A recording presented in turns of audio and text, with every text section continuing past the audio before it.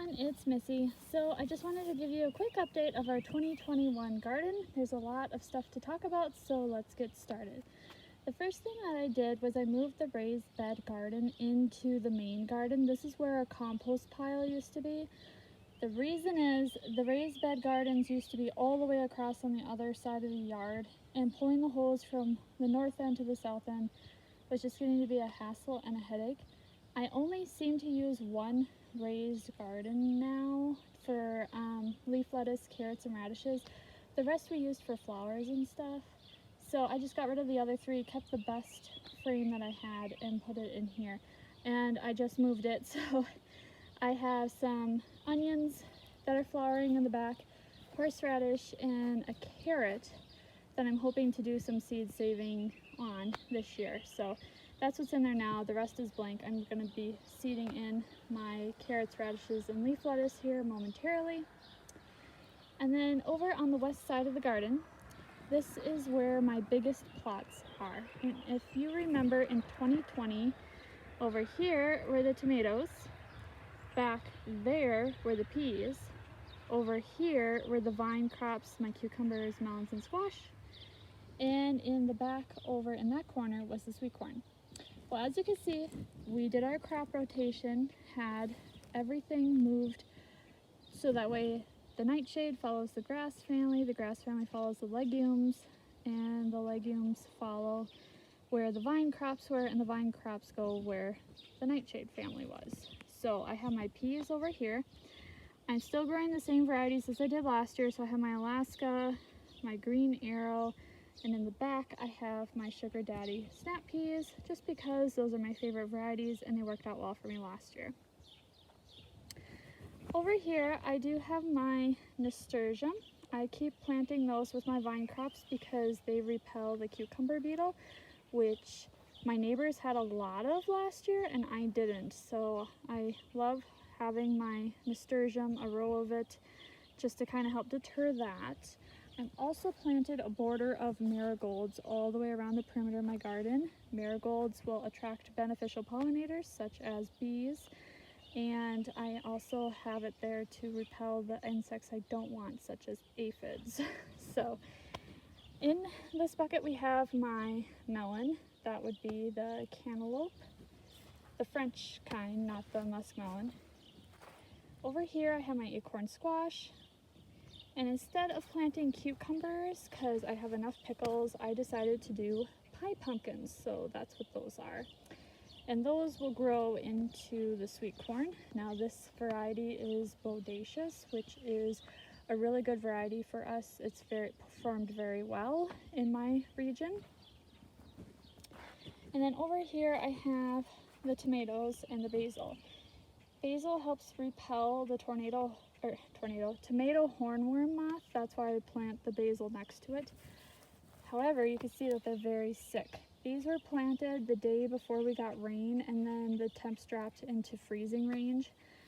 However, they're starting to come out of it. You can see that the leaves, the new growth is dark green, so that's a good sign.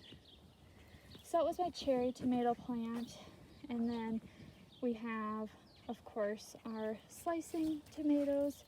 This is the Homestead, which we only have one of. The other one died due to disease or whatever. So I went to the store, our Farm Fleet store, and they had an early girl, which is another slicing tomato. And we've had these in the past, so I ended up purchasing one. So I know for sure we're covered for having at least tomatoes fresh tomatoes for sandwiches and salads this year.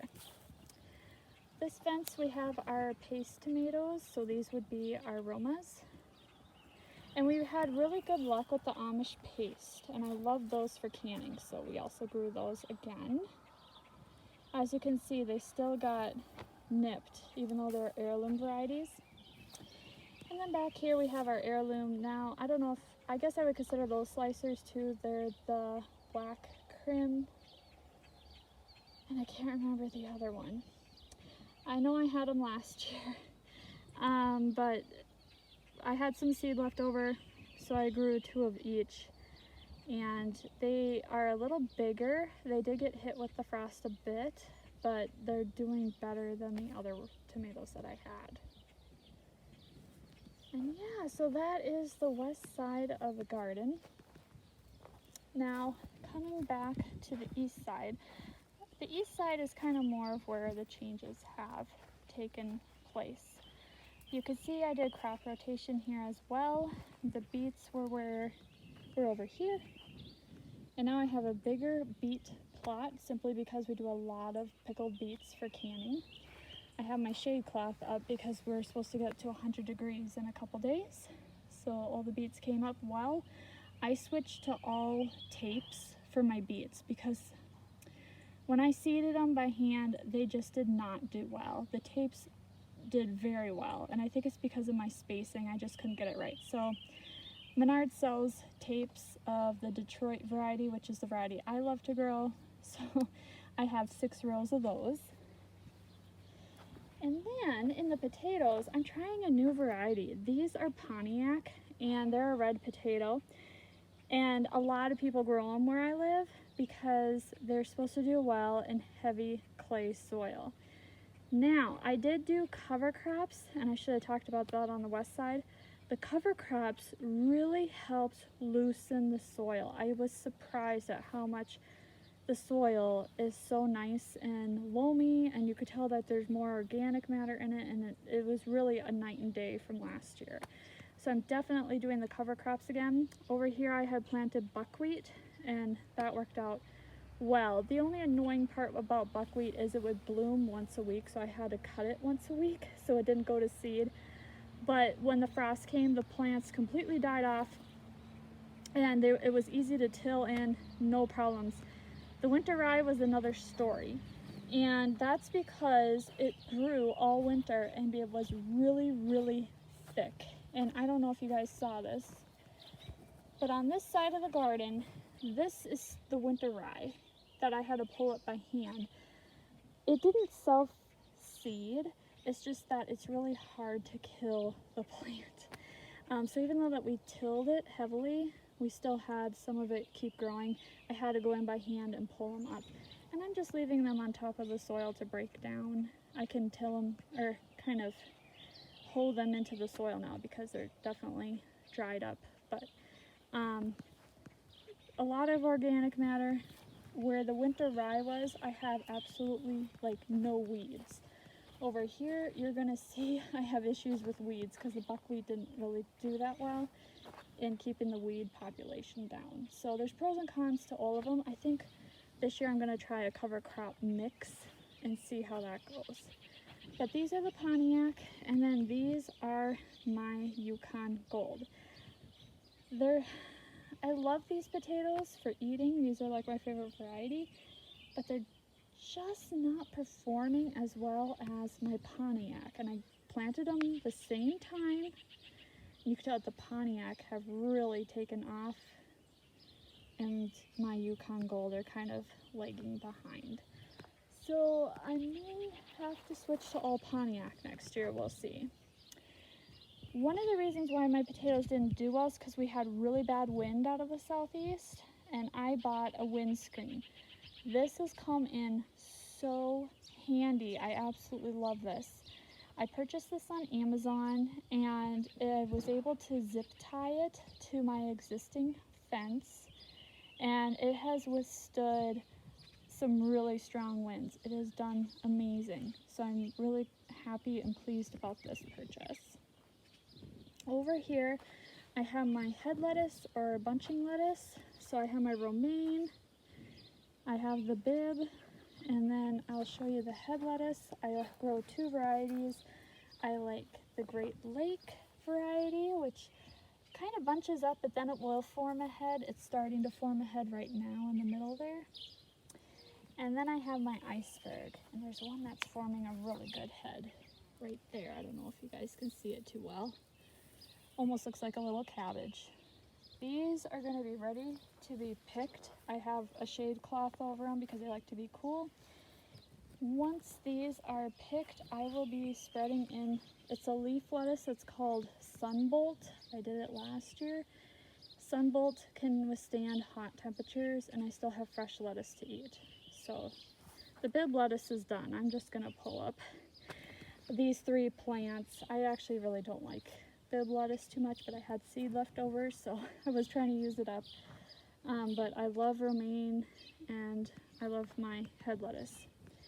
And then down here, I'm trying another new plant, which is a Brussels sprout. I just planted it on the end. This will remain in here throughout the season to grow. And I just thought I'd give it a try. I do have this in a micro mesh, so that way I don't have cabbage worm issues with this plant being as part of the broccoli, cauliflower family, cabbage family. I want to make sure I don't get those cabbage worms. And then I have my onions.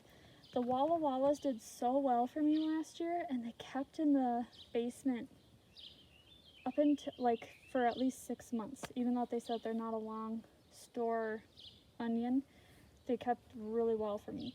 So I actually have my Walla Wallas again this year, and I made sure to put a path in between this patch because it's easier to weed and manage if you do that.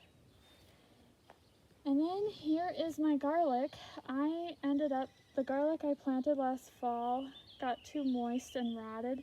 We had a lot of moisture last fall and winter, so I ended up starting a new patch. And these ones are coming along nicely. Now, my rotation got a little off over here. This is where the peppers were supposed to be. The celery was supposed to be over there, so I'll have to fix this next year, but the celery I've always done well with that, and I only grow a few. I had way too many peppers. I'm trying a new variety again of peppers, and that's the banana pepper, because I want to can or pickle the peppers, and banana peppers are what you want to use when you pickle them. So I have those, and then I have my traditional bell peppers that I like to use fresh in cooking, and then of course the jalapenos and the Anaheim peppers, which will be used in the canning salsa. And I have my Walla Waters around them. I didn't have enough Walla Waters. I guess I gotta get another package of those. But even though they just had the buckets around them, they did well, considering that we had really low temperatures, and I'm actually surprised we're already had flowers when I planted them out here, and we already have peppers. So I'll be picking those sooner than I think. And then lastly, we have the bush beans. Those just got planted today. Hopefully they'll come up. We're right outside of Memorial Day weekend, so they got in late this year.